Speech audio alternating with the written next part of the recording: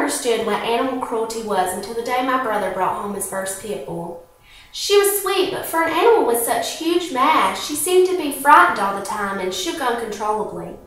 I didn't understand until my brother told me Maddie's story. She was a fighting dog from Savannah. She belonged to the best pit bull fighting master in all of Georgia.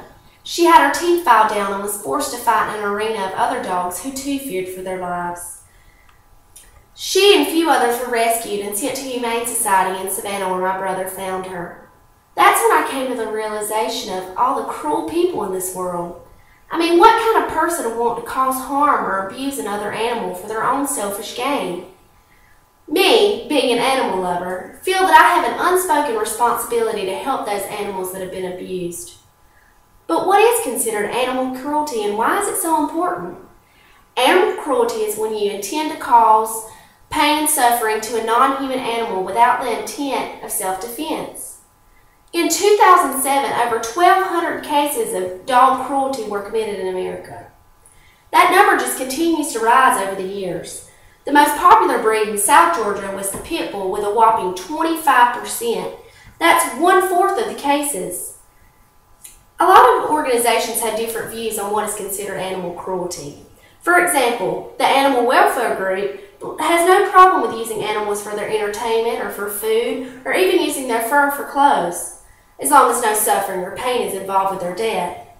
The Animal Rights Group, on the other hand, believes that no harm should be done to any animals, no matter what the reasoning. It just depends on how you feel and what your take is on the subject.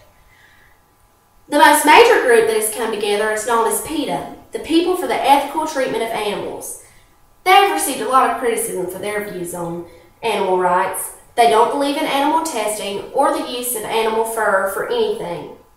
They believe that all animals are important and deserve the utmost care. They support wildlife protection centers and humane societies like the one Maddie came from. Celebrities like Kim Basinger and Jim Fowler also support animal rights, although their views do differ a bit.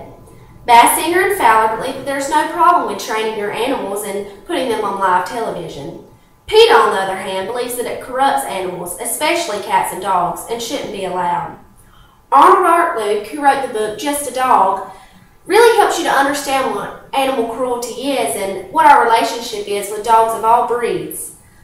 All these organizations of people have been coming together for this one cause, to protect all animals. There's been a lot of laws passed in the world because of this, especially in our peach state. The Georgia Consolidated Dog Law was passed by the ASPCA. This means if you had a dangerous dog that you are responsible for its actions. This is supposed to lead to less animal attacks and to help people decipher between animal cruelty and animal control. The Cruelty to Animals Law was also passed here in Georgia. If you were guilty of committing animal cruelty, then you were charged with a misdemeanor and fined.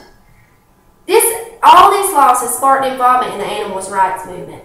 The best thing you can do is adopt an animal or report someone who has suspicious anger towards animals.